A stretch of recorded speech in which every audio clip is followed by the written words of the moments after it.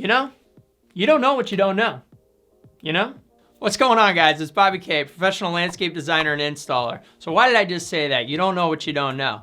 What I mean by that is when someone looks at a landscape and they look very similar, there are subtle differences that make something good and make something bad. I'm gonna take 30 seconds per picture, and what I'm gonna do is point out some good, point out some bad, and give it an overall rating of why it's good or bad. And from that, you're going to be able to take that to your landscape and see what you're doing wrong and what you're doing right, and how you can enhance your landscape tenfold. Picture number one, this looks like a pretty decent landscape, right?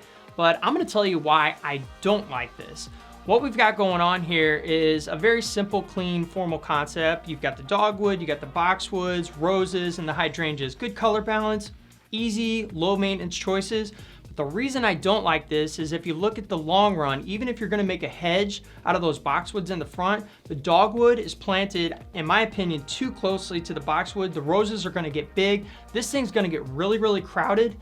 Here's what you need to do is extend the bed out and get some spaces in between these. That is the rookie mistake that I see a lot of people and even landscapers do, is they put everything too close together trying to give that wow factor right off the bat. They don't think about 5 years down the road. Picture number two looks pretty similar, but I'm gonna tell you why this is good and why I like this much better than the first one. What you'll notice is that the bed is a little bit bigger and there is more space in between, like the boxwoods and lemon threads, and then you got that Colorado blue spruce. Couple cool focal points up by the door with the junipers. I like it because this is installed in a way where they're looking at the future. They're looking at, all right, 5 years from now, when all this matures, it's still gonna look good and it's not gonna be on top of each other. Good design. Picture number three, beautiful house and not bad on the landscaping. I don't wanna completely hate on this thing. I do like the sandblasted boulder that has the address of the house.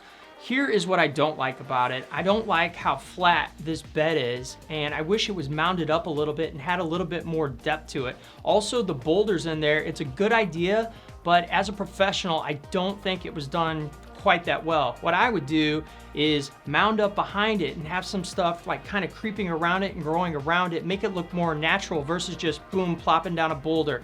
Little subtleties, but these make a big difference with the overall effect. Final picture, I love this. I think this is done very, very well, and I'll tell you why. Now you look at the last one and it did have boulders and a very similar feel, but this one has a little bit more depth. It's like a berm that's mounded. It's got the river birch going on. And then if you look at the boulders, they're actually cut into the hillside and they have growth going around them. It looks more natural and just prettier, and it's more well done. It's not like you just took boulders that might have been excavated out of the house when it was done and just threw them in there because you had them. These quick little videos are very effective. You're gonna get a lot of information in them. I'm gonna make a lot of them. So if you're interested, keep clicking around my page, go look at some other videos, and I'll have a couple more coming out. In the meantime, if you haven't subscribed, make sure you do so, hit the alarm bell, and you will be notified the next time I put one out. Thank you for watching, and I'll see you on the next one.